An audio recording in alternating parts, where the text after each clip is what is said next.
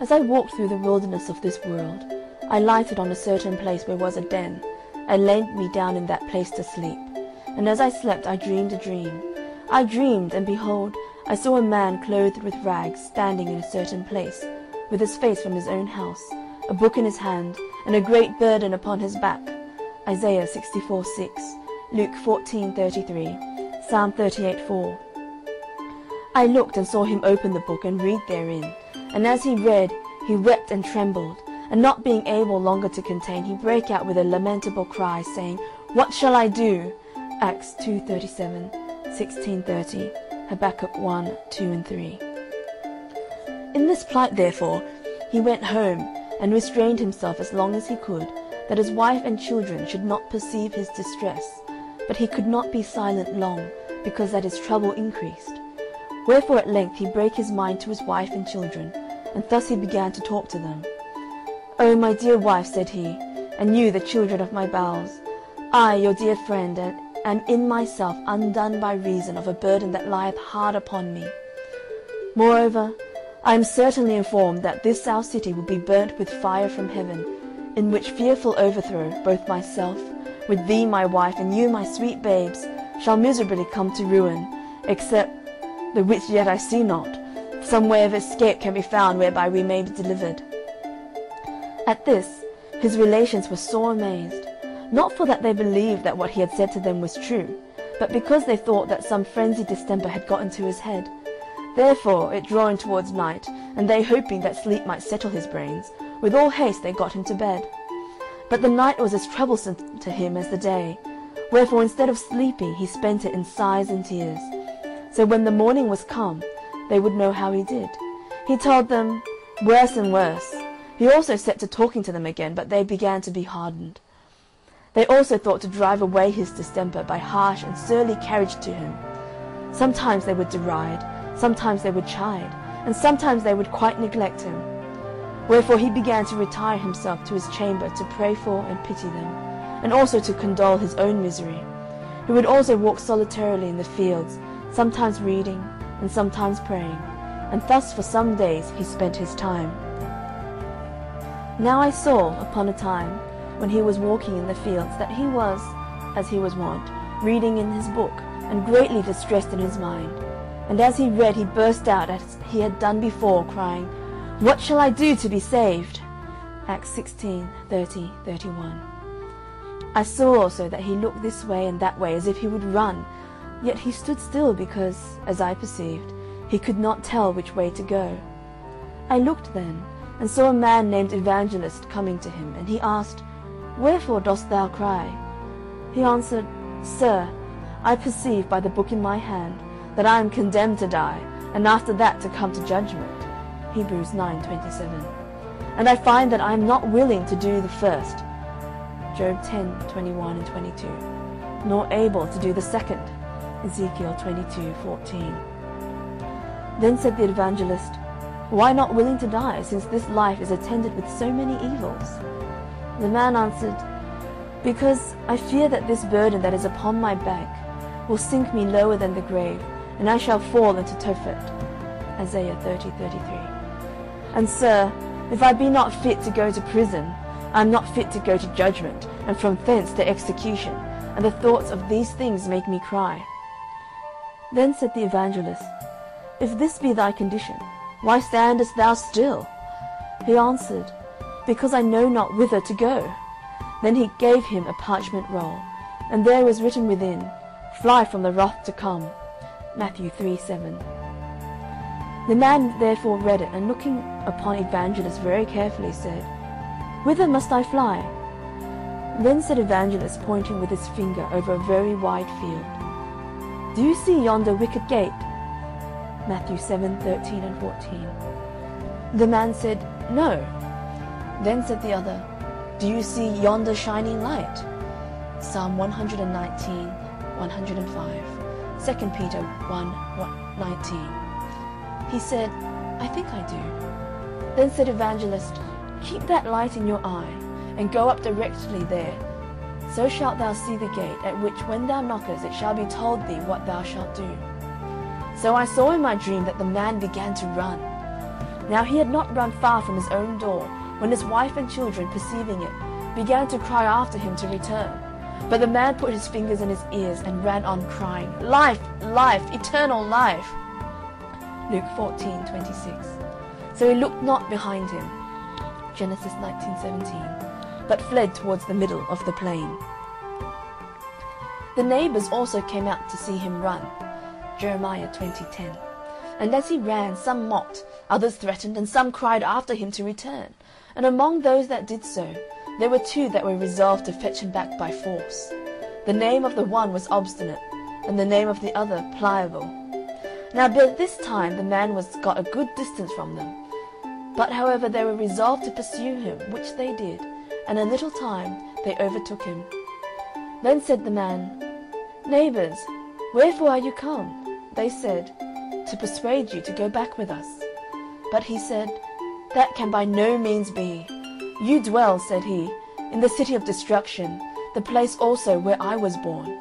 I see it to be so. And dying there, sooner or later, you will sink lower than the grave, into a place that burns with fire and brimstone. Be content, good neighbours, and go along with me." Obstinate. "What?" said Obstinate, "and leave our friends and our comforts behind us?" Christian.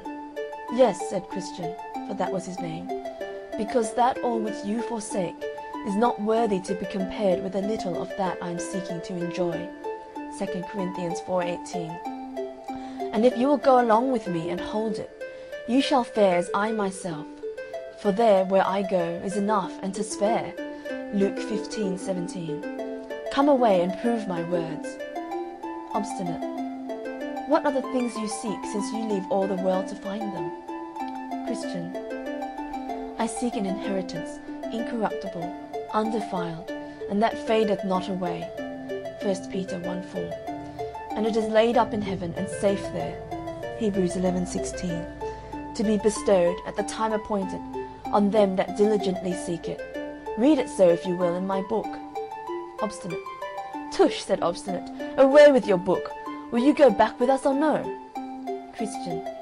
"No, not I," said the other, "because I have laid my hand to the plough." Luke 9:62. Obstinate. "Come then, neighbour Pliable, let us turn again and go home without him. There is a company of these crazy-headed coxcombs, that when they take a fancy by the end, are wiser in their own eyes than 7 men that can render a reason." Pliable. "Then," said Pliable, "don't revile. If what the good Christian says is true, the things he looks after are better than ours. My heart inclines to go with my neighbour." Obstinate. "What, more fools still? Be ruled by me and go back. Who knows whither such a brain-sick fellow will lead you? Go back and be wise." Christian. "Nay, but do thou come with thy neighbour Pliable. There are such things to be had which I spoke of, and many more glories besides. If you believe not me, read here in this book, and for the truth of what is expressed therein, behold, all is confirmed by the blood of him that made it." Hebrews 9:17-21. Pliable. "Well, neighbour Obstinate," said Pliable, "I begin to come to a point. I intend to go along with this good man, and to cast in my lot with him. But, my good companion, do you know the way to this desired place?" Christian. "I am directed by a man whose name is Evangelist, to speed me to a little gate that is before us, where we shall receive instructions about the way." Pliable. "Come then, good neighbour, and let us be going." Then they both went together. Obstinate. "And I will go back to my place," said Obstinate. "I will be no companion of such misled, fantastical fellows." Now I saw in my dream that when Obstinate was gone back, Christian and Pliable went talking over the plain, and thus they began their discourse. Christian. "Come now, neighbour Pliable, how do you do? I am glad you are persuaded to go along with me. Had even Obstinate himself but felt what I have felt, of the powers and terrors of what is yet unseen, he would not thus lightly have given us the back." Pliable. "Come, neighbour Christian, since there are none but us two here, tell me now farther, what the things are, and how to be enjoyed whither we are going." Christian.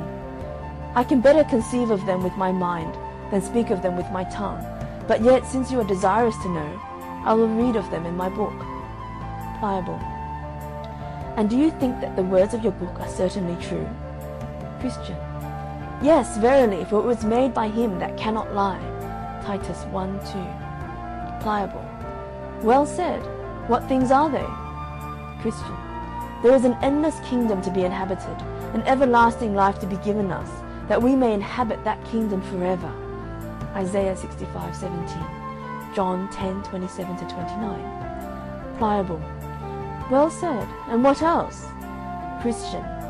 There are crowns of glory to be given us, and garments that will make us shine like the sun in the firmament of heaven.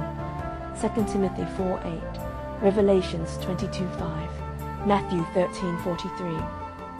Pliable. This is very pleasant. And what else? Christian. There shall be no more crying, nor sorrow, for he that is owner of the place will wipe all tears from our eyes. Isaiah 25:8. Revelation 7:16 and 17. 21:4. Pliable. And what company shall we have there? Christian. There we shall be with seraphim and cherubim. Isaiah 6:2. 1 Thessalonians 4:16 and 17. Revelations 5:11. Creatures that will dazzle your eyes to look on them. There also you shall meet with thousands and 10,000s that have gone before us to that place. None of them are hurtful, but loving and holy, everyone walking in the sight of God and standing in his presence with acceptance forever. In a word, there we shall see the elders with their golden crowns. Revelations 4:4. There we shall see the holy virgins with their golden harps. Revelations 14:1-5. There we shall see men that by the world were cut in pieces, burnt in flames, eaten of beasts, drowned in the seas, for the love they bear to the Lord of the place. John 12:25. All well, and clothed with immortality as with a garment. 2 Corinthians 5:2. Pliable. The hearing of this is enough to ravish one's heart. But are these things to be enjoyed? How shall we get to be sharers thereof? Christian. The Lord, the governor of the country, hath recorded that in this book. Isaiah 55:1-2. John 6:37, 7:37. Revelations 21:6, 22:17. The substance of which is, if we be truly willing to have it, he will bestow it upon us freely. Pliable. Well, my good companion, glad am I to hear of these things. Come on, let us mend our place. Christian. I cannot go as fast as I would, by reason of this burden that is on my back. Now I saw in my dream that just as they had ended this talk, they drew nigh to a very miry slough that was in the midst of the plain, and they being heedless did both fall suddenly into the bog. The name of the slough was Despond. Here therefore they wallowed for a time, being grievously bedaubed with the dirt, and Christian, because of the burden that was on his back, began to sink in the mire. Pliable. Then said Pliable, Our neighbour Christian, where are you now? Christian. Truly, said Christian, I do not know. Pliable.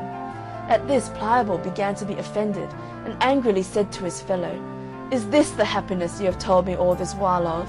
If we have such ill speed at our first setting out, what may we expect between this and our journey's end? May I get out again with my life, you shall possess the brave country alone for me.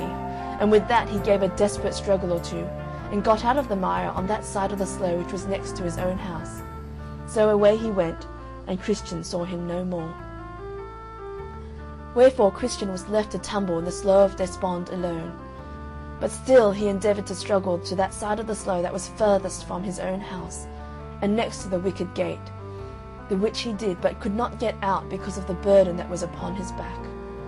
But I beheld in my dream that a man came to him, whose name was Help, and asked him what he did there. Christian. Sir, said Christian, I was bid to go this way by a man called Evangelist, who directed me also to yonder gate, that I might escape the wrath to come. And as I was going thither, I fell in here. Help. But why did you not look for the steps?